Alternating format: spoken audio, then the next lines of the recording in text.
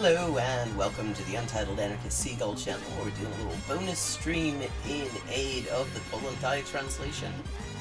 And we're going to start out just by playing a little of Civilization 6. I do a little bit of just 3D animating stuff, if anyone's up for that. And also might have a little look at the chud rotisserie. We do some chud roasting. That is going to start out with some Civilization 6. If you'd like to contribute to the Kollontai translation, there are two main ways to do it. And let me see. Just need to get you the links.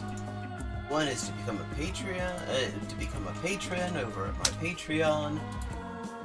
Why the hell does it do that?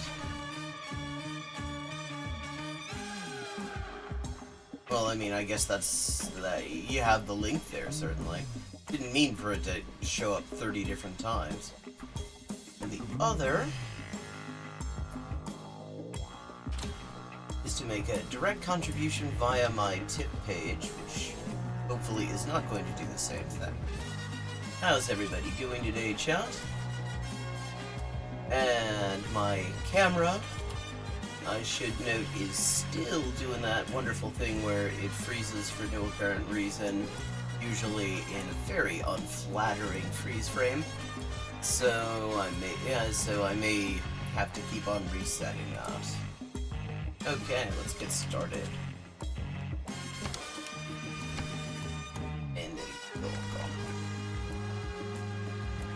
Hai costruito grandi città di pietra e hai assistito all'ascesa e alla caduta dei primi imperi.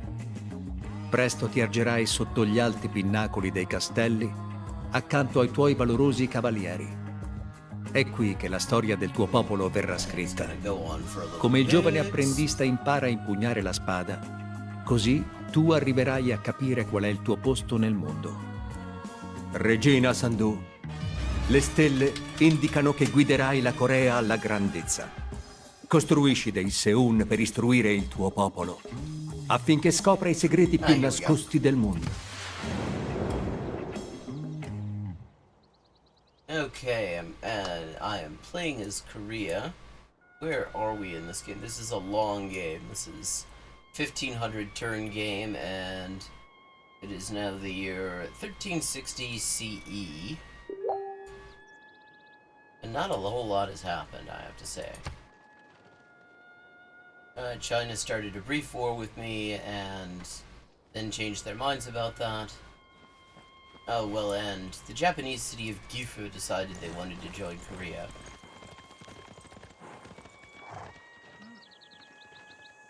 Which was nice of them.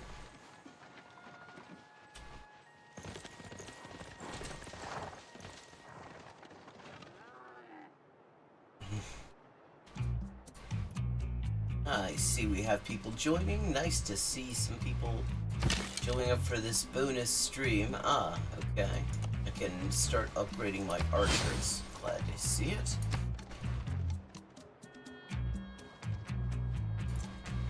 Right now, the current chapter of the Kollontai translation is Chapter 2. I just finished getting all the OCR cleaned up so that I can actually work on the damn thing. And I'm about 26% through the fundraising. So I'm getting a start on the actual translation. It is 25,000 odd words. And the subject of Kollontai's thoughts on marriage and the family. After that, there's only one more chapter, and that is the longest of the long.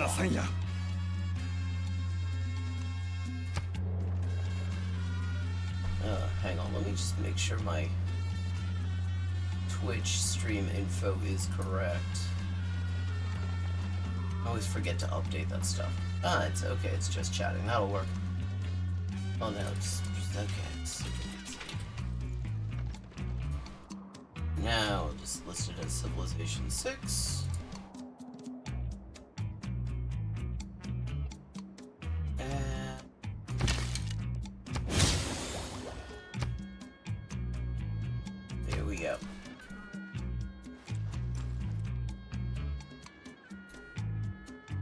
sort of getting hemmed in here territorially.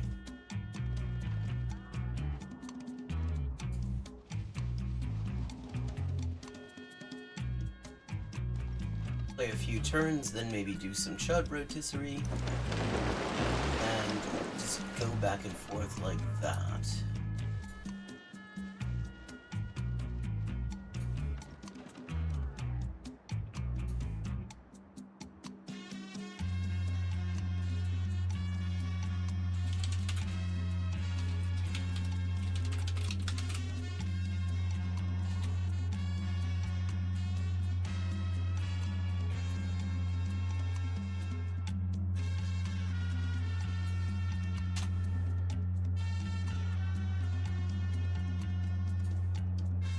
Okay, get that in there. That is my fundraising update. Shows the current progress, and also the current progress of my learning of 3D animation, which I'm starting to get good at really easy things. So that's kind of nice.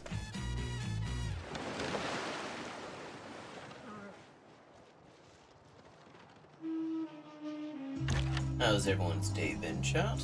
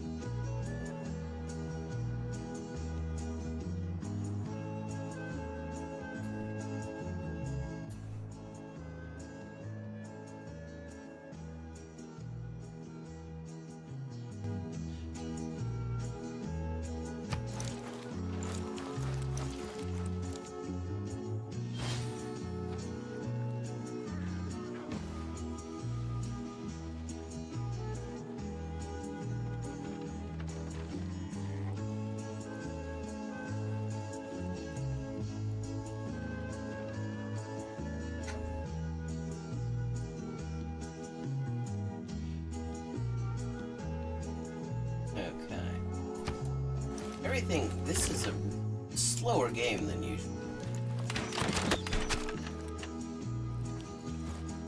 I mean, even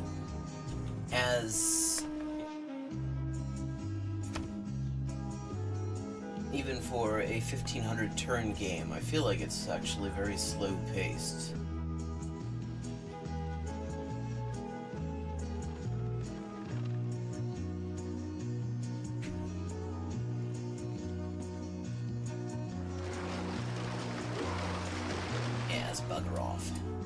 La strategia richiede pensiero. La tattica richiede osservazione. Non è oro tutto quel che è luce. Il proverbio te lo dice.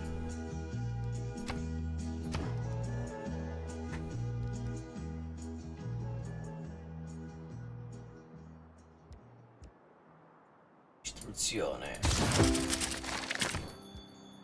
And skills, mercenary. Fine, right, get some mercenaries. Humors never hurt. Okay.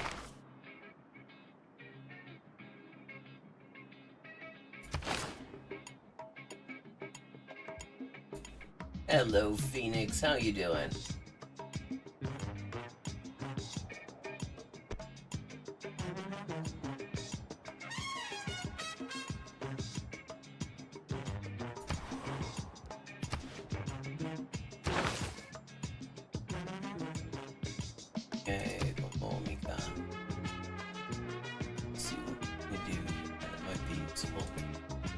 Oh, sorry to hear that. That's always a pain in the ass.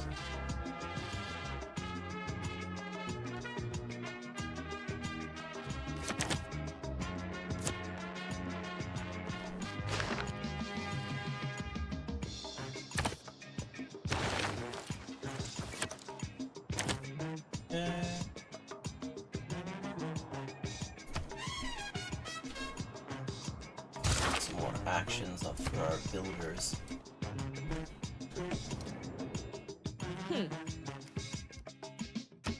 Oh. The Scythians are throwing shade at me.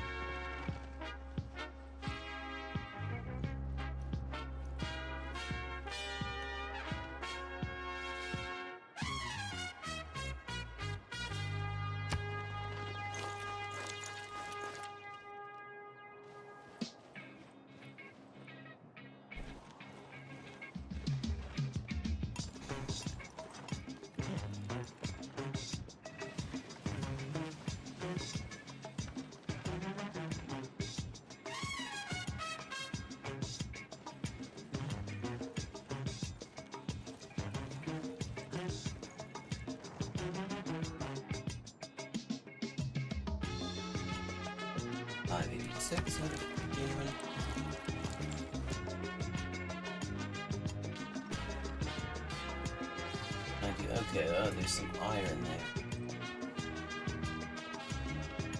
Grab that while I have a chance. Walk up. Engulfs it.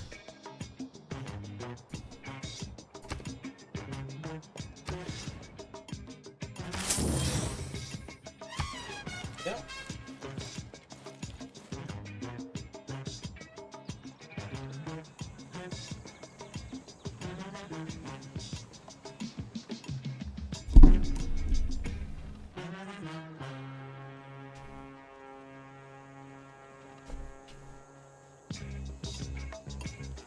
How's your week been so far?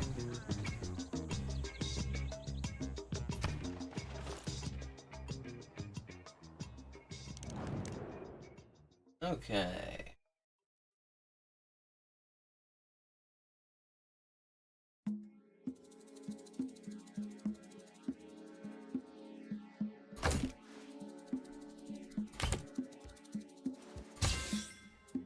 Yep.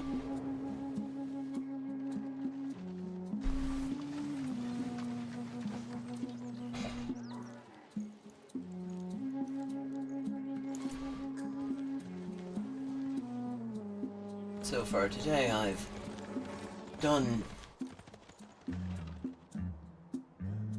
made some pizza dough, and I've done some annoying work in the yard.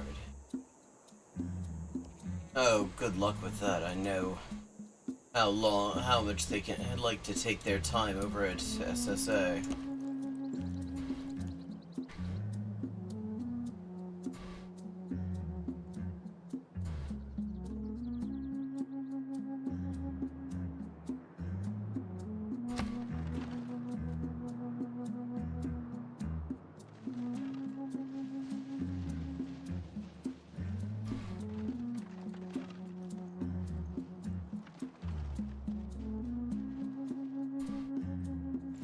Yeah, exactly. I mean, the whole thing is just based on a every bit of it is completely remote to the reality of the people who are claiming disability.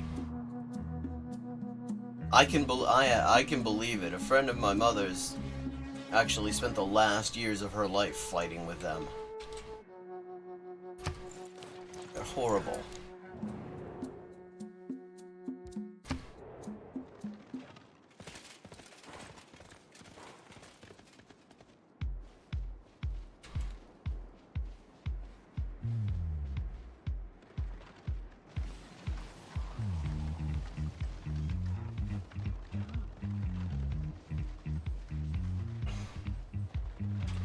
I hope so too. I mean, and just when you think about the fact that so many people are going to be needing benefits, specifically because of long COVID, since we've got this wonderful policy of just letting the pandemic go on forever and maybe have some friends. I mean, yeah, it just looks like a disaster to me. Okay, we're going to move over to the rotisserie. First, just a little update on the fundraising progress.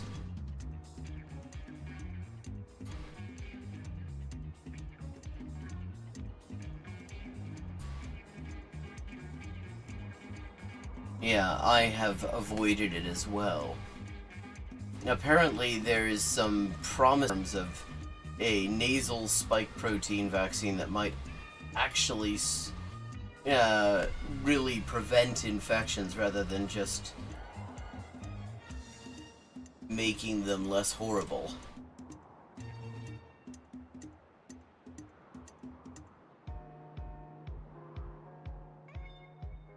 I mean, these days a temp job is kind of the normal kind of employment. It's all casualized bullshit. Okay. Let's see what we've got. Tim Pool talking about lying liars. Well, he would know about lying. Let's see. Dennis Prager wants to tell you not to trust your conscience, and that can't possibly be problematic. Let me see. Cold War propaganda film on how to recognize propaganda. That might be a good value. And let's see. We've got Bush on trans activists are very angry with Joe Biden, and I wonder how he can manage to fuck that one up. Yeah, I mean, I know that he will. So what do we want to... or there's Alicia Dorado from leftist political staffer to conservative activist, and I can't wait to find out what sort of leftist political staffer. And we've got Caleb Muppet in the U.S. Constitution and the left. I'd love to hear his views on the fucking Constitution.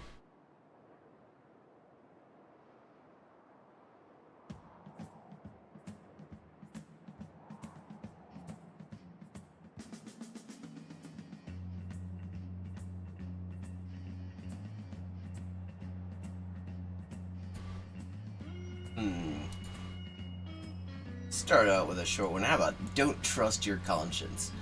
From somebody who, obviously, is truly a moral leader. The guy who makes the low-quality bullshit. I mean, if there's anyone who I'm going to take advice on morality from, it's a guy who takes money from oil billionaires. So let's start out with that. That'll be a fun one to get going on. Don't trust your conscience.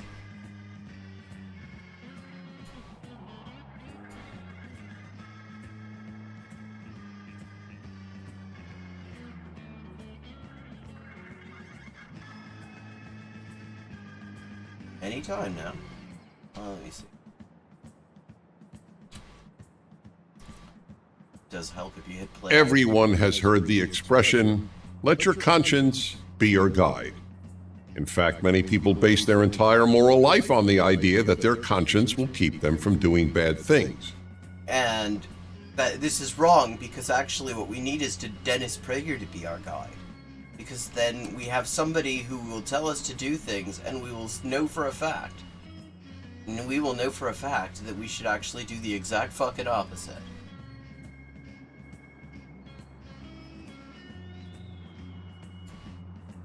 I have something very important to tell you. It won't. Not for most people, and not most of the time. Throughout Western history, people took it as a given that the conscience was not enough.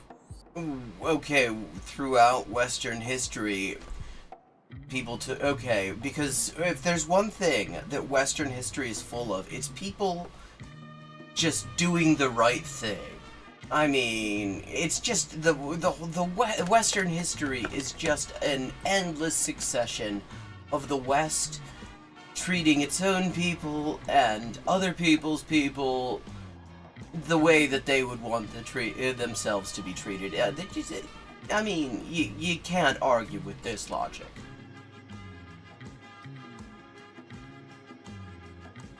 Do comments in the live stream chat boost the algorithm? You know, I have to say I am not the fact that this stream is such an unknown thing should tell you I'm not an expert in the algorithm, but I think any comments do boost it. I think that counts as engagement, but I really don't know. It can't hurt. That God and God-based moral instruction were also necessary. That so many people believe. The animation. Why don't these people have faces? It's like that episode of Doctor Who. Believe today that the conscience is all they need to act morally is a product of modern secular society. In fact, it's just one more example of the many irrational ideas. Wait, okay, so that's the irrational idea, as opposed to what he's gonna tell us something really rational right now. Oh, well, thank you for the comment, I am not here. I can't help but read that in a Scottish accent, your name there. That just immediately sounds Scottish to me. I'm not here. That our secular society has produced. Others include men give birth. That's just a fact. Western civilization is no better than any other.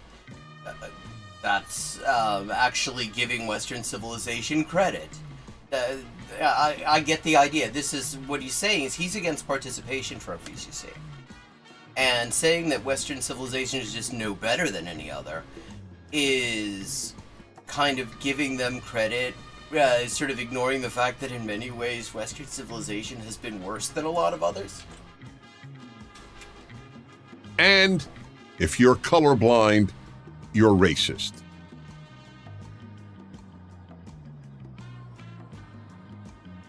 That is just such a weird way of even putting that. First of all, Dennis, you know that we're not talking about, like, literal Strebism or Daltonism here, right? Talking about ignoring racism. And when you ignore racism, you really can't help but be racist. Even if that's not even your fucking intention. Because racism is a structuring force in society. But none of these beliefs is more irrational than the belief that the conscience is all you need. Well, okay, we can go with that. I mean, what's really remarkable about PragerU, and I'm not the first person to point this out, but they never actually try to argue and defend any of the things they say. Like, they never attempt to tell you that when they say something is irrational, that it actually is. I mean, even if something is wrong, that doesn't necessarily make it irrational. Irrational means it's actually coming from someplace unrelated, outside of reason. You can get something wrong and be rational. You took a rational path and there was a flaw in your logic or something like that, or there was a flaw in your underlying factual information or something like that. So arguing that they're saying that this is irrational, even though really all they're trying to do is assert, because they never actually argue that it's wrong. Which is already, bullshit, because every single thing that they said, except for U.S. society, Western society just being equally bad to all others, civilizations. Which is actually a statement of opinion when you get down to it. Is just facts.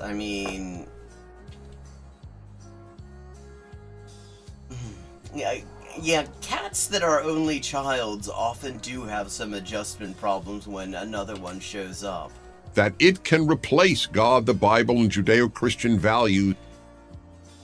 The wild thing about Prager talking about Judeo-Christian values is if you know what he used to have to say about evangelical Christianity before he was, fully absorbed into the pocket of the Christian right. Because Prager is Jewish. You wouldn't really notice it because he just sounds like a fairly bog standard evangelical chud, but he was raised Orthodox. I believe he, despite all this, actually somehow still is, although the Orthodox community, there's a whole segment of the fucking Orthodox community that thinks that they somehow are going to be the ones that don't have to worry about anti-Semites, and so they work together with them. But yeah, so let me see if I can find this quote, because it's really good. He did the summary, the TLDR of it is, back in the 1990s, he said the reason that Jews and evangelicals aren't going to see eye to eye is because Judaism has a tradition that is all about study and argument and interpretation, and it's all, and that is what, and he's right about that. That is really something that you find pretty much in every Jewish tradition that exists, no matter which culture you look at. Whereas evangelicals have this tradition of just basically exalting illiteracy. And he was really quite scathing about, the Christian right in this thing, and how it was just basically a celebration of fucking ignorance. So he knows better than most of the people in these right-wing outlets that the concept of Judeo-Christian values is just bullshit. As a producer of moral behavior. Notice that he does not actually argue that belief in some sort of supernatural being or the, accuracy or moral validity of the Bible is rational. He does not actually make that argument. He doesn't even make that assertion so far. The reality is that most people's consciences are, to say the least, easily manipulated. Well, that's what you're hoping for, Dennis. That's the entire premise of what you're doing here, is that they're easily manipulated. It is hard to imagine any aspect of human life more malleable than the conscience. I would say, actually, that there are quite a few things more malleable. Because it's not so much... The conscience is a value system. A value system's only good as the factual knowledge that it relies on in order to make decisions. If you tell people, for example, that you're not actually doing any harm by just walking around with no mask on in the middle of an airborne pandemic, it's not the conscience that you're working on there. It's the factual basis for making an ethical decision. You're depriving somebody of accurate facts, telling them something that they can use in order to come to a conclusion based on their value system that leads to them doing something that is actually extremely unethical, because it's going to just needlessly harm large numbers of people. So it's not... See, value systems tend to be a lot more stable. That's why people like Dennis Prager spend their time lying to people about facts. It's as malleable as putty, and as sturdy. Well, the trick is... I think the trick is that you look at the Christians basically they hold the Bible up as morality because it allows them to do horrible things a lot of the time, or because they've managed to sort of ignore basically all of Christian history. Which is why you have you'll have these like progressive Christians who will call, reactionary evangelicals so-called Christians. But when the thing about it is, those reactionaries, those professional bigots, do have about a 2,000-year tradition that they can point to as backing up their interpretation of Christianity. You can fault them for lots of things, like being horrible assholes. You can't really claim that they are inconsistent with Christian tradition, because Christian tradition sucks. It sucks. But the thing is, a lot of these liberal, progressive-y Christians, they don't really get to know Christianity the way non-Christians have gotten to know Christianity. And it shows. If the conscience were morally effective, what evildoer or supporter of evil would sleep well at night? Well, that is precisely what... do you sleep well at night, Dennis? Yet people who commit evil, whether for personal reasons, such as murderers, thieves, and rapists, or for ideological reasons, such as Nazis, communists, and Islamic... It's interesting.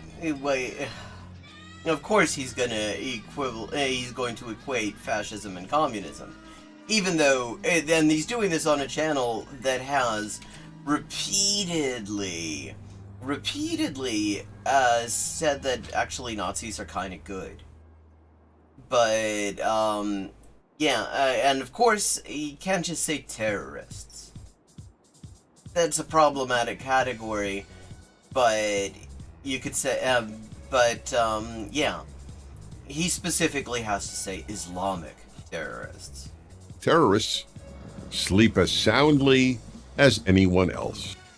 Except, is that actually true? Like, I mean, you actually, if you listen to people who say were in the resistance, in World War II, for example, or in all sorts of liberation struggles, it isn't that they have absolutely no moral compunction about anything that they were involved in or are involved in. It's that they decide. It's that the result of that struggle of conscience is that on balance, it's probably okay. It's probably better than the alternative of not doing it. Now, I don't know. On the other hand, I don't know if somebody like Dennis Prager even has that kind of calculus. He's just basically, I mean, he's sitting up on a pile of money, and he says what the money, and he does what the money says. I have to wonder, does he actually sleep at night?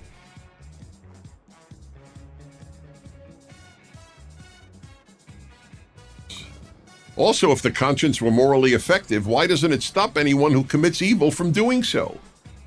Well, that same question, but how about that Bible of yours? That hasn't stopped a whole lot of people who commit evil from doing so. That alone should end the issue, but let's continue. Virtually every individual who has committed or supported evil... Yes, of course, we're gonna... Che, Stalin, Osama bin Laden, and Hitler. Now remember, this is a channel that stands Reagan. They stand Reagan, but one of his proudest achievements, namely the prominence of Osama bin Laden, admittedly, you're not supposed to just sort of say it quite that openly, is apparently a bad thing. But... has had a clear... how is this not like fucking Holocaust trivialization at the very least? Leaving aside Stalin. Well, leaving aside Stalin for a moment, but who, at the very least, you can there's at least a sort of comparable body count, although it is distributed over 3 decades, as opposed to Hitler's, which is distributed over mostly a period of 6 years, and actually most of it in a period of the second half of that. But first of all, that doesn't look like Che Guevara. I'm just guessing that it is. And that actually looks like they took that from one of the characters on Planet of the Apes. A little bit, the way they drew that. But... and that's the wrong color for his beret. But, yeah. You can't actually suggest that those two are equivalent, because he just didn't actually even have that kind of... Jesus Christ. I mean, I'm sitting here, I'm trying to make a reasoned attempt to bring some rationality into this, and that's the idea. They're just kind of putting things together. It's sort of like when the Nazis used to do montages where they'd sort of stick rats and images of Jews in close juxtaposition to create an association that makes no fucking sense. Conscience. But that's why I let irrational. conscience be my guide, is meaningless intellectually and morally. Yeah, but on the other hand, first of all, if it is meaningless, then there's no way to actually argue against it because it just has no meaning. See, I think what you're trying to say, Dennis, is that it has a meaning and you don't like it. And the reason you don't like that meaning is because you think that Christian mythology should be your guide, because that's never... I mean, nothing bad has ever been done in the name of Christianity, ever, of course. I mean, it is really kind of amazing to hear somebody of a Jewish background claiming that some Christian history has just been one big fucking group hug, as he's doing here. Most people get it backwards. People's feelings and behavior produce their conscience. Their conscience doesn't produce their feelings and behavior. And now, what do people's feelings and behavior do to their interpretation of morally polyvalent works like the Bible, for example? Because you can find anything in there. I mean, yeah, hell, you could find communism in there if you cherry pick the quotes enough. Most people do either what they want to do and then tell their conscience that what they did was right. Okay, I don't think somebody's saying they have insurance, therefore what I did was right. I think they're saying, therefore what I did probably didn't do any harm because they're going to claim the money back. And also, just to say, I mean, this is the channel, this is PragerU, they like job creators here. You break those windows, you're creating jobs. Somebody's got to go and replace those windows. Somebody's got to make that glass. Really, if we're serious about creating jobs, we need to subsidize window breaking. This is the broken windows theory of economics right here. Break those windows so that you can stimulate the plate glass industry and the plate glass installation industry. Or their feelings decide what is right, and they label those feelings conscience. Here's Yeah, it's what you do too. Another proof that the conscience is largely useless. Because even if we sort of accept this notion that there is an answer to every moral dilemma in the Bible, okay, which there isn't, any more than there is in, say, the Constitution or any piece of writing written by long dead people or even written by living people. Nobody's taking into account literally every possible situation that can arise. God, what the hell was I about to say? Sorry. But even if you say that, it's just, you can justify anything with it. In directing moral behavior. People on the opposite sides of every conflict are equally convinced they are listening to their conscience. They're equally convinced that they're listening to the Bible, too. I mean, shit, look at World War II, look at World War I. You had, on both sides, you had committed fucking Christians who, with entire blocks of clergy saying, yeah, this is the right thing to do. This is, the Bible says this is the right thing to do. Jesus is happy with what you're doing.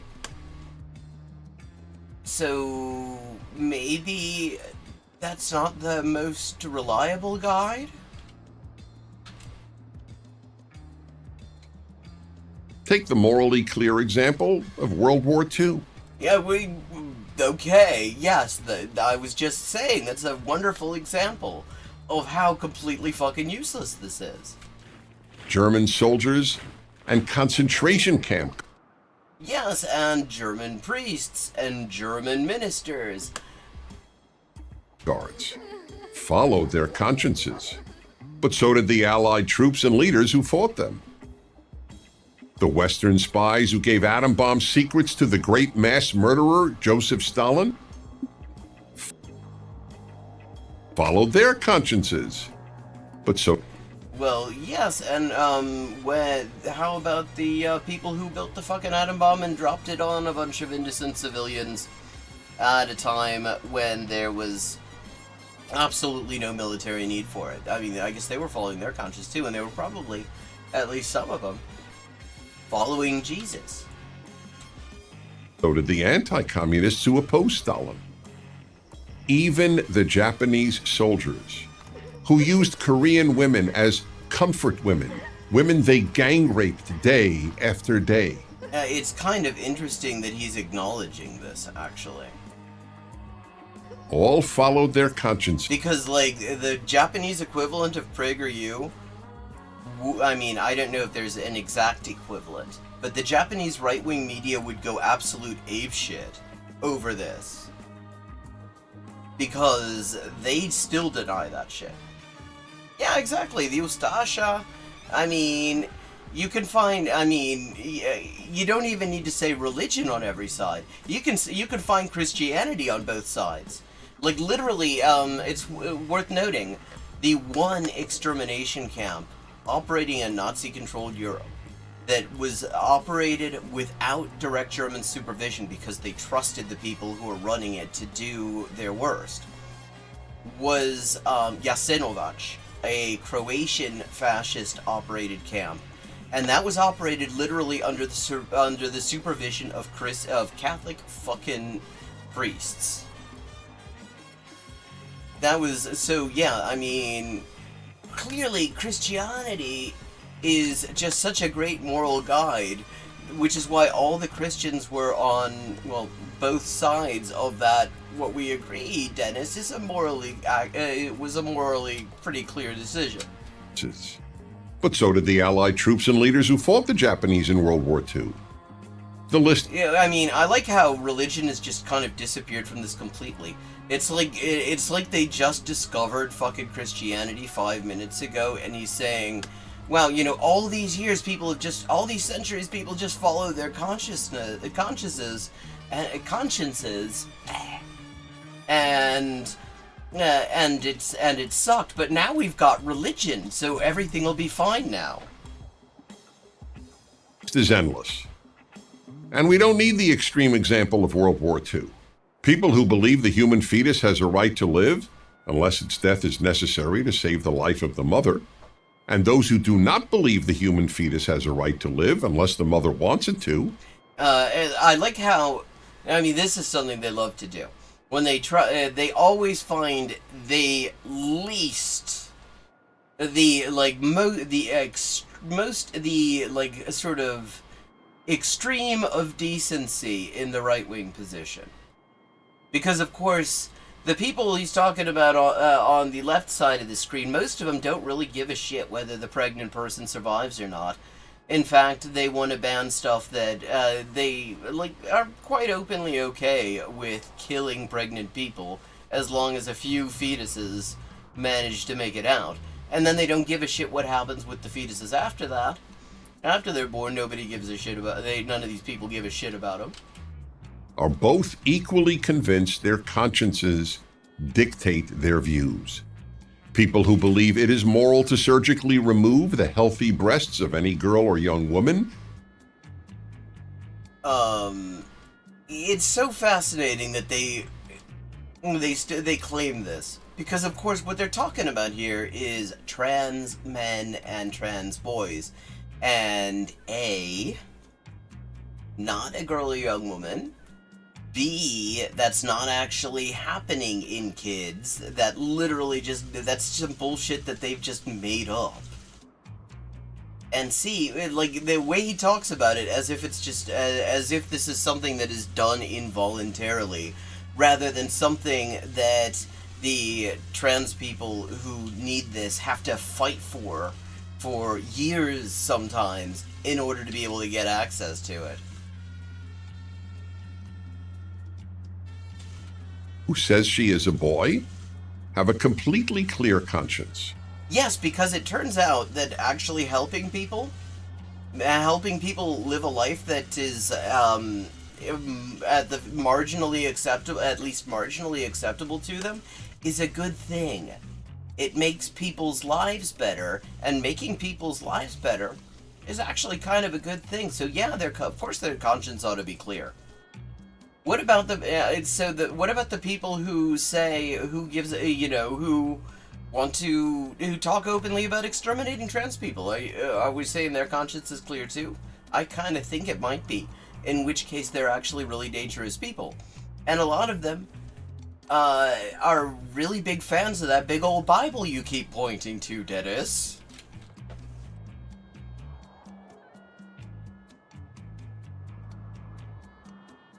As do those who think this act constitutes mutilation. Yeah, because these are totally morally equivalent things. Yeah, I mean, their conscience is clear even as they're actually harming, just ruining the lives of marginalized people. Yeah, fuck them. Given the moral unreliability of the conscience, as opposed to that Bible, which you've sort of left out of history until now. Conscience means little more than what one feels is right or wrong. That is literally what conscience is. In other words, in most people, conscience is just a euphemism for what I feel. So then, given the frequent uselessness of the conscience, how is one to be morally guided? Oh, good. We're gonna get some moral lessons now. Yeah, it's interesting. You could obviously make that argument as well for the surgical mutilation of intersex kids. And when you look at these laws banning trans healthcare, banning healthcare for trans children, etc., they often very specifically include language to make sure that it is still okay to mutilate intersex infants. And the answer is by building a conscience. That's what? You just spent the past 4 minutes and 42 seconds telling us that a conscience is fucking useless. And now you're saying just build one? Is Sisyphus supposed to be smiling while he's doing this? That's what I want to know. The conscience we are born with needs to be developed just like the muscles we are born with We're not really born with a conscience, really. Need to be developed. It takes 4 things. Wait, okay, so the conscience that he's told us is useless needs to be developed. Truth, because lies are the mother of evil. All lies are the mother of evil? Like, I can think of some lies that people told that were probably very much a good thing. Like, the people who say, well, since we're talking World War II, he brought it up. People who hid Jews, they lied a lot. Some of them actually made forged papers. They lied, cheated, and stole in order to save people's lives. See, I don't think that was the mother of evil. I think that was probably kind of a good thing. Courage, because good is impossible without it. God, that is the God of the Bible. Okay, so, because if there's one thing that you can say about the Bible, it's that the people who adhere to it have never done anything bad, ever.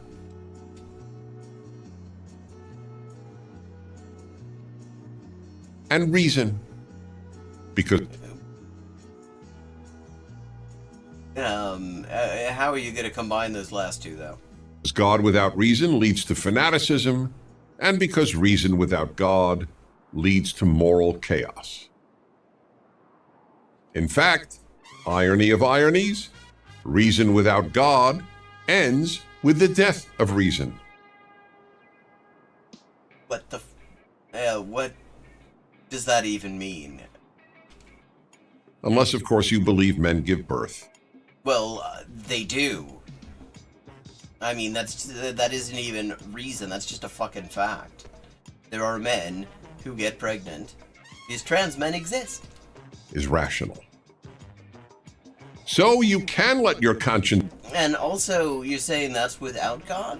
Because I'm personally aware of a number of quite significantly religious people who also don't suck on trans issues. It exists. So... PragerU, the death of reason. Be your guide. But only if you build it properly. With truth, courage, God, and reason. Okay, but, I mean, you want people to keep watching PragerU, surely. You're not going to get any... Well, I mean, you'll get the God, but you won't get any truth, courage, or reason on here. I'm Dennis Prager. Yes. That's like his first factual statement in this entire fucking video. Thank you for watching this video. To keep PragerU videos free... Okay, you're never gonna fucking paywall these things. It could, no matter how much it costs the Koch brothers to keep this thing running, these things will always be free because nobody would pay to watch this crap. It's not even good bullshit.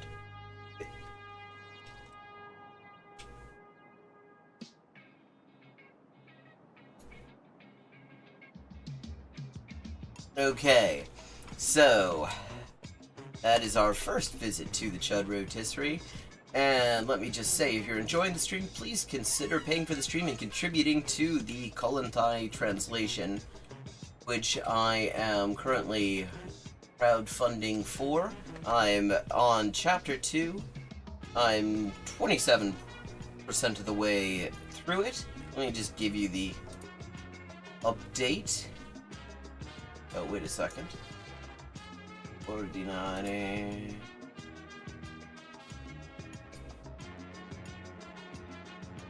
That's right, and if you want to make a direct contribution to the project, then you can do it on my tip page over here, or by becoming a patron.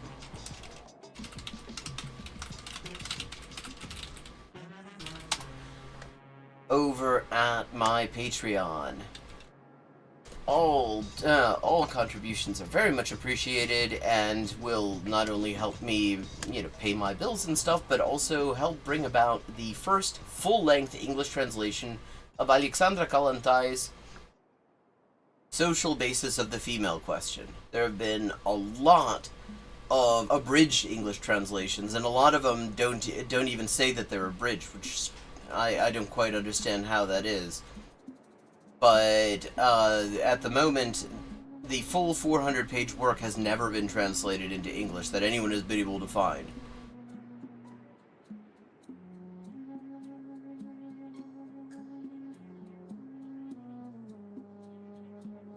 Okay.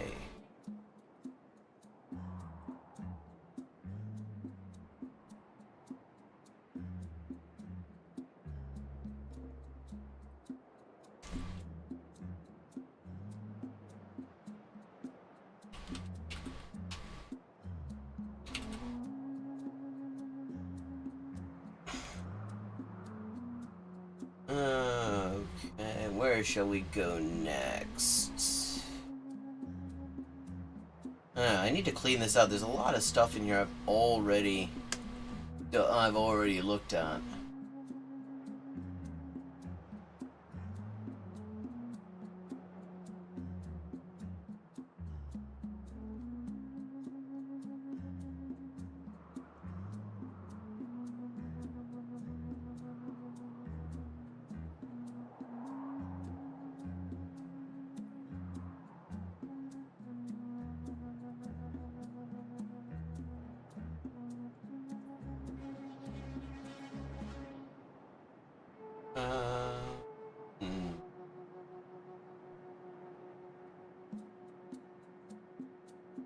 Where can we go?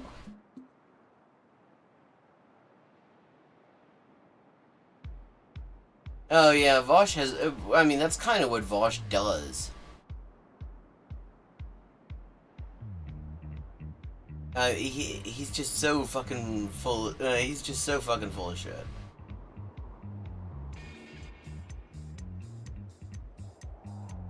And he's really kind of proud of how little he knows about anything.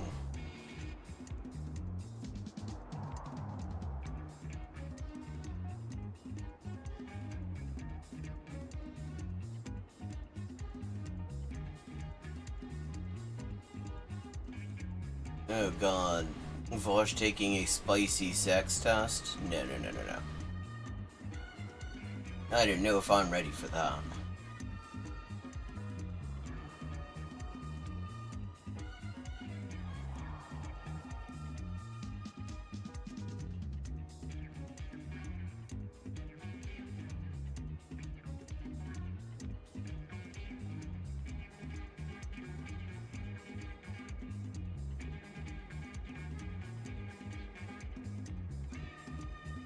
Okay.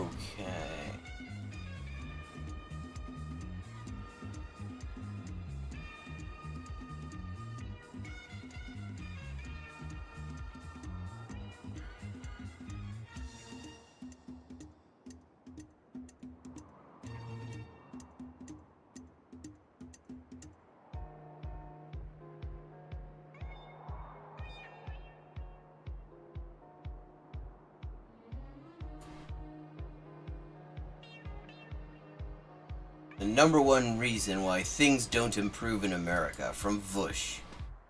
That's what we'll look at.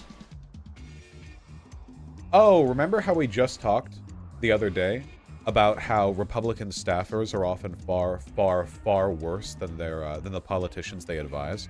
Yeah, this was Ron DeSantis' speechwriter is like a Nick Fuentes. Okay. Earlier this month, it was reported that Hochman had gone to work for the Republican Party of Florida. His updated bio indicates that he won't just be on the comms team, but will be crafting words that come out of the governor's mouth. Oh well, so that more or less determines that he. Well, we know that he sucks at that point. Wait, the fucking New York Times. Of course, the New York Times turned to this guy for a fucking think piece about the so-called culture war, which. Fuck that term. That is we need to push back against that bullshit discourse because it is trivializing life or death issues. Well, to be fair, Kosovo is not recognized by a lot of the world. It is so it is kind of in that gray zone. Along with, say, Taiwan, for example. They're not... That's why, if you look at the border on Google Maps, it's actually dotted to indicate that it is... Whether it constitutes a country or not is... actually not entirely settled by the international community. And also the fact that it's actually sort of a disaster area occupied by NATO. Fan or something.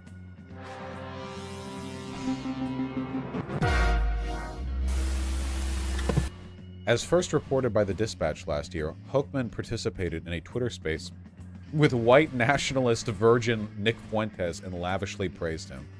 Well, yeah, that sounds about right. I haven't seen this website before, The Bulwark. A bit more narrativizing than I like, but, you know, that's just a preference thing, I suppose. Hochman later asked Fuentes how he plans to deal with the fact that 50% of American whites are like shitlips now if he wants to be successful in advancing white identity politics. Women are goofy and shouldn't be allowed in politics. Half of white people are shitlips. Ron 2020. Well, I mean, okay. Leaving aside the terminology here, if you look at the polls, what he's saying is an actual problem for the far right. Namely that, and it's a well-established problem that's actually that the Republican Party in particular has been trying to deal with for a long time, mostly by sort of finding ways to make voting difficult, particularly for black people, but also for poor people more generally, because when poor people do vote, they don't vote Republican overwhelmingly. I mean, you look at the polls, and what you find is the overwhelming majority of the population is well to the left of both parties, to the extent that you can even really speak of there being two parties in this country, on a whole host of major issues. And anyone who is, like, serious about advancing reactionary politics, like Fuentes, like the rest of these assholes, they are gonna have to acknowledge that. Yeah. I mean, what's interesting is it's not helping. It's not actually helping the Republicans. But yeah, of course.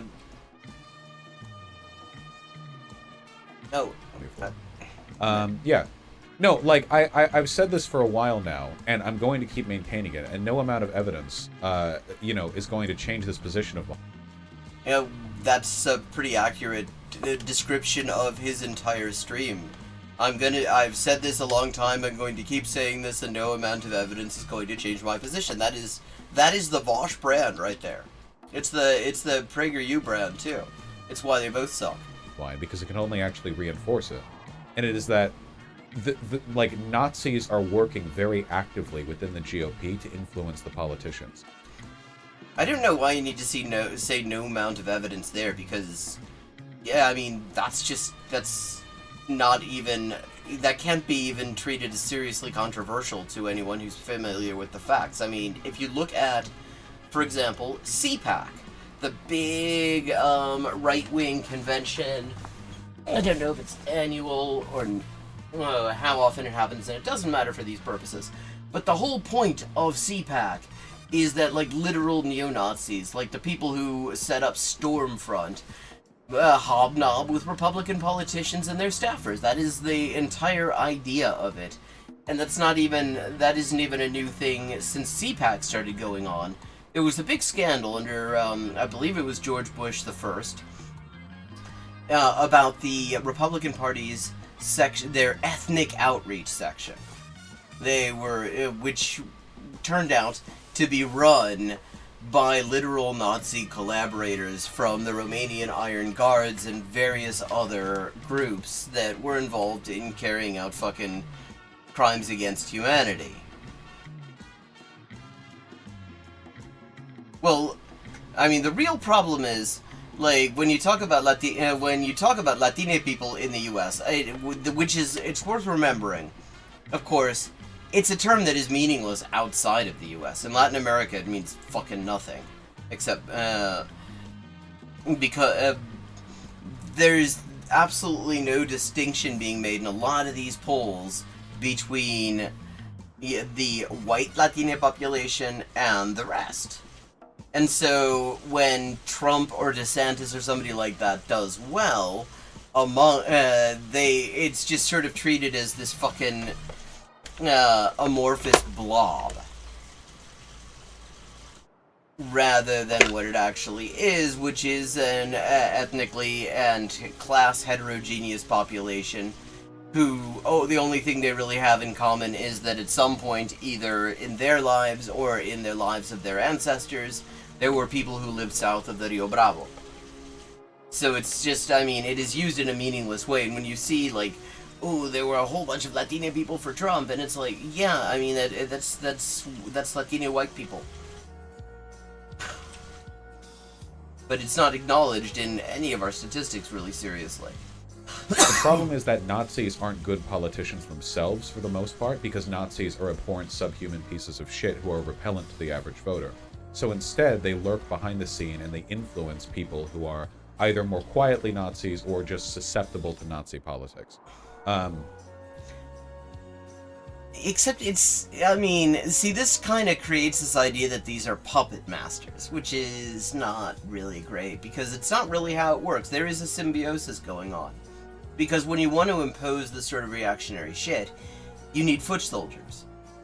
And the way fascism works in the modern era, you know, in the past several decades, is that it mostly acts as sort of a deniable police auxiliary. They basically do violence that the state doesn't want to have to admit to against populations that the state is happy to target.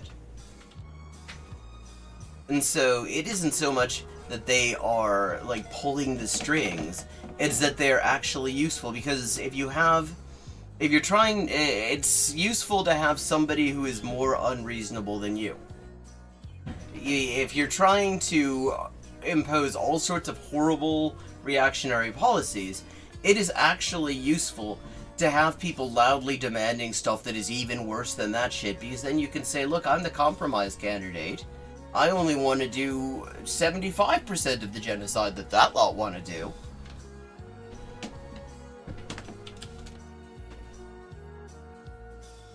Why can't we have this with Democrats? That's an excellent question. Why isn't the Democratic Party more receptive to the input of radical or populist staffers? Precisely because they exist in order to prevent any of that coming into being. Because the thing about the Democrats is they unlike the Republicans, they live in a constant conflict. And that conflict is between the people whose votes they need and the people whose money they rely on. And the Democrats solve this dilemma by basically being okay with losing. They're much more willing to lose elections than they are to lose donors. The reason for this is, of course, because fascism, white supremacy, and neo-Nazism aren't fundamental challenges to the priorities of the GOP. The GOP is primarily committed to pro-business policies that are justified or excused through racism and xenophobia. Those are like the main things. And this, the argument, what if we were just more racist? What if we were just more bigoted? Those don't fundamentally challenge the priorities of the GOP. Yeah, and they don't fundamentally challenge the priorities of the Democrats, which is why the Democrats, just like the Labour Party in Britain as well, when they do badly, the way the party leadership responds is to say, oh, we weren't right-wing enough. No matter how right-wing they were, and how badly they did with their horrible right-wing campaign, they'll be like, yeah, we're not right-wing enough. But the Democratic Party is, of course, also a pro-business party, and unfortunately left populists, some of their positions are fundamentally antithetical to the organization of the Democratic Party and their priorities. Bosh, it kind of is, though. The GOP is extremely pro-Israel. Being pro-Israel and being a Nazi are not at all mutually exclusive. Fucking hell, okay. Worst person you know has entirely valid point. This is true. Anti-Semitism and Zionism have been allies since the dawn of Zionism. In fact, Herzl himself, Theodor Herzl, the founder of modern Jewish Zionism, openly said the anti-Semites will be our best allies and the anti-Semitic countries the ones that will be most receptive to our message. And the reason's quite simple. Because both Zionists and European anti-Semites want to get rid of Jews, don't want Jews in Europe, don't want Jews in the various places we're at home. And so, you have your professional non-Jewish anti-Semites who are saying, yeah, we need to, get rid of Jews and stuff like that. And Zionists sidle up and say, well, we've got a way for you to do that. We've got the practical implementation here. Send them to Palestine with us. And that's, so anti-Semitism and Zionism get on beautifully.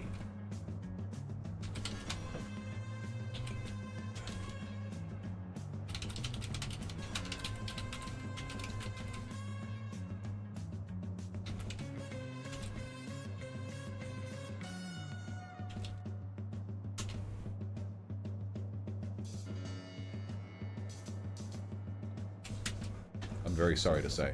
There are some Nazis who are stupid and loud, like Nick Fuentes, who will, screech about Israel. But in reality, Israel is just a military base that the United States maintains in the Middle East because it allows us to maintain regional hegemony. This is a much better analysis than I would have actually expected out of Bush. Actually, I have to say. To be as unlike him, I actually feel compelled to be fair. I guess my conscience isn't all that useless after all, Dennis. But yeah, no notes. That's exactly what Israel is. And the reason that there is actually there is conflict amongst Nazis is the thing. There are all sorts of fault lines. And one of them is how they feel about Zionism. Another one is how they feel about Ukraine, which side are they on? Are they on the Ukraine side or are they on the Russian side? How do they feel about the United States? Though, actually, Syria was a fault line on the far right for a while as well. You had people like Richard Spencer, for example, who definitely were very explicitly on Team Assad. And then you had Holocaust deniers who said, actually, that they were very much on the side of, the FSA and whatever. He endorsed somebody going on a birthright tour? I missed that, but I'm not exactly surprised.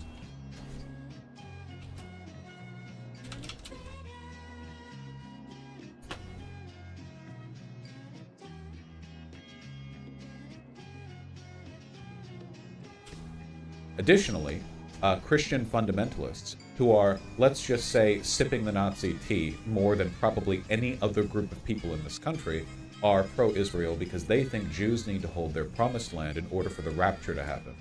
Yes, basically the model is what you could call Israel as Theresienstadt.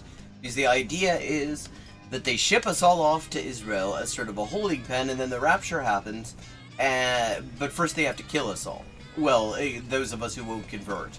Anyway. And then Jesus will come back and he will give a speech about loving one's neighbor, I guess, which will be a little bit overdue at that point. A good deal of political advocacy in this country that you guys don't see because you're all Zoomers who use social media, but a good deal of it is politically oriented pretty much entirely around the fulfillment of the prophetic death cult that fundamentalism represents. The idea that America simply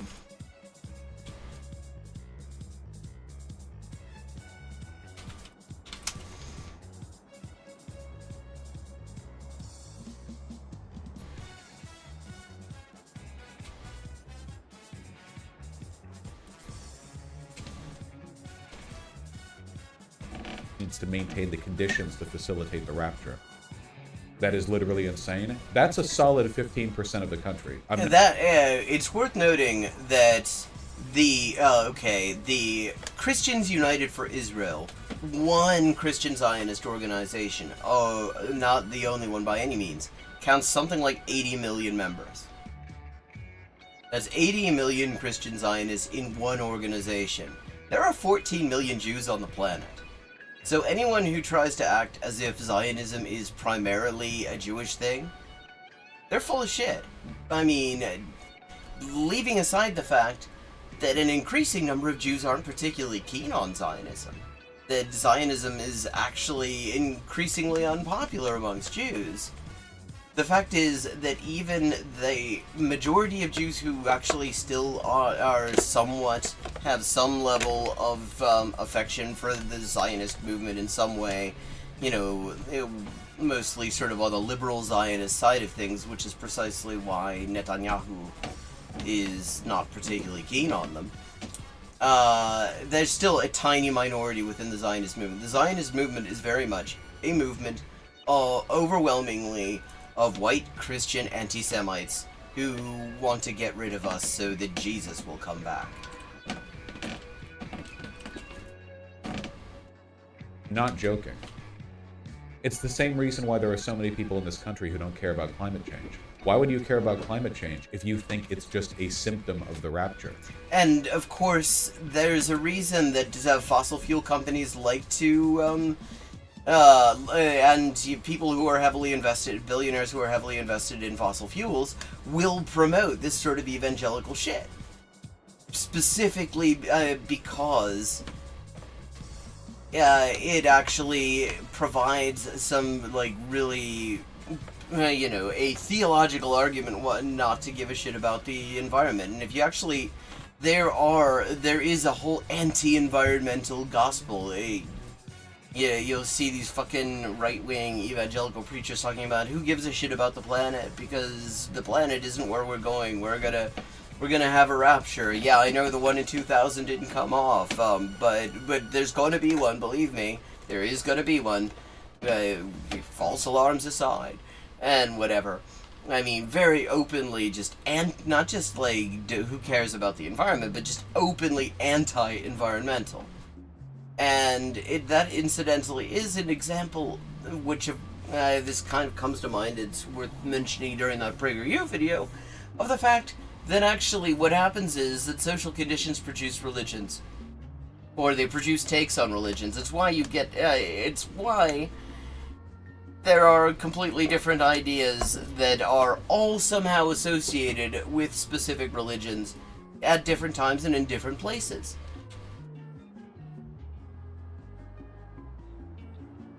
If you were convinced that global temperatures rising were just the rapture is coming, why would you fight against that? Imagine if you were a religious person back during Noah's flood, and it was oh, there's flooding, we need to build structures to survive. And if you're religious and you know what's happening, you'd be like, no, you don't. This is just what happens.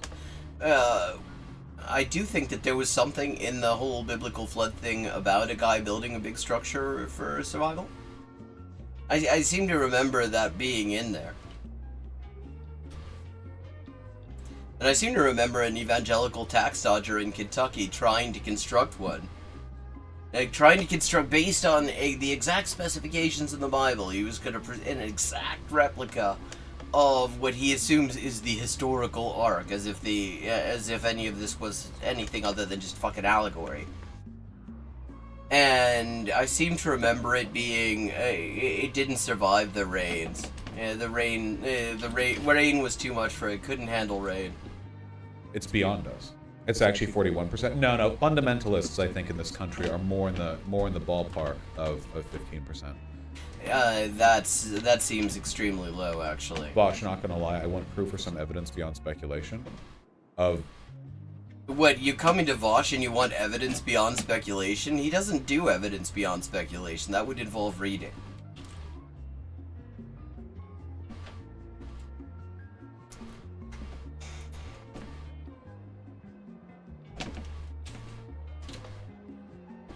Climate change happening? Not of climate change, the rapture thing, obviously. I can't provide the evidence that the rapture is going to happen. I don't believe in it. Yeah, 23% evangelical. How many Americans are... I mean, I've definitely seen 50%, that 50% figure, like 50% saying that they were born again or something like that. That's been a while, though. It would be nice to know that. I say Christian fundamentalists, I mean evangelicals. 30 to 35% of the U.S. population? Yeah, that sounds about right. No, it's not that much. I think that's an overestimation. That's Wheaton College's Institute estimate. From when?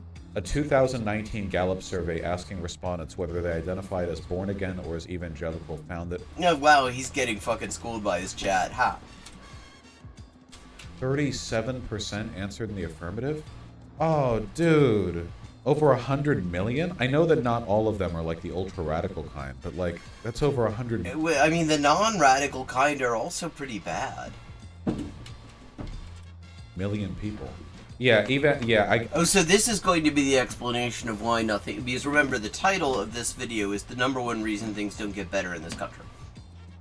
And this is going to be the... Not what he was actually more or less, reasonably accurately saying about the class, the class interest represented by the Republicans and the Democrats, which surprised me, actually, considering other things he said on the subject, but it's particularly during election years. But it's not going to be that. It's going to be that there are a lot of fundamentalist Christians in the U.S. I think the definition varies here a little bit. Like, it might be, yeah, I don't know, 40% believer in the end times. Yeah. If you ever wonder like why things are bad and why they're not improving, it's because of this. More so, I think, than in any other Western. Hey, I called it. Country, the evangelical Christian death cult has seized the hearts of the population and just completely... But the thing is, okay, why have they seized the hearts of the population? What made that possible? Why do people turn to this shit? And the answer is, because things suck. I mean, well, there are two groups. You have people who do it because it actually sort of blows sunshine up their ass, and, there's the prosperity gospel, which is great if you're rich. It's great if you're rich and screwed over a whole lot of people to get there, because that's how you get rich. And stay rich. Because it means you don't have to have any pangs of conscience about what the effect that your concentrated wealth is having on the rest of society. But, for everybody else who gets involved, it's like, okay, yeah, things suck now, but when you die, if you believe all this bullshit, when you die, it'll be cool, and we'll hang out with you. And we've got the worst music, too. If you ever wanted to hear the worst fucking music, we've got it. You thought it was Muzak. You thought it was the shit in the lift. No, we've got the worst music. And people are like, holy shit, I want to know what the worst music sounds like. And then... But, I mean, the social conditions are... we have this social devastation. And that creates a situation where... cults, really, of all kinds, can proliferate. Christians are always like this. They're always in a end time. It's always, for literally, for like 1,000 years. Like every year, man. It's like, yeah, now are the end times. They always think that. Well, there are repeatedly Christian sects. I don't know about all fucking Christians. But, in fact, that's one of the things that breakaway sects in Christianity like to do. They just, their big thing is, they've decided that now is the end times. And they sort of, and depending on when you decide that it's the end times, that's kind of determines when you're breaking away. They always think that. End times don't mean Christian end times, come on. What? No, not all of these people, but a significant portion. Okay, fine. How many Americans think rapture is nigh? Well, okay, but if they're believing in the end time, that's what the end times is about. 41% of Americans believe that Jesus Christ definitely or probably will have returned to Earth by the year 2050. There. 41% of Americans. Oh, fuck. Didn't mean to do that. But, yeah. So, that was nice. We got to watch him get schooled by his own chat. That's kind of nice to see. Because I had definitely seen... I think I'd actually seen that Pew study when it came out. Time to Google. Like, maybe he should actually know about this stuff in advance if he's gonna talk about it. Like, we could have just looked it up ahead of time. Google exists even when you're not on stream. I mean, although I have to say, I won't lie, it's actually nice to see him Googling anything. Because usually he just sort of does it off the top of his head. Doesn't even bother to check it out. Or he looks at fucking Wikipedia. I mean, his sourcing is roughly on the same level as Tim Pool's. But actually, that was less bad than usual. But, see, that's how you know it's a bonus stream, because Vosh was less bad than usual. And with that, it is about time for me to start wrapping up. Thank you to everyone who joined, and if you are enjoying the stream, please consider paying for the stream, which you can do with a tip, which will also count towards the Kollontai translation, which I'm working on chapter 2 of right now. That's the second to last chapter. There's one more to go, and which also happens to be the longest of them. And so I will be back on... Oh, well, I may do another one of these bonus streams this week, but if not, I will be back Friday at 11:30 p.m. U.S. Eastern Time, and I look forward to seeing you then. Let's see who we can raid. Or do we even have anyone in Twitch?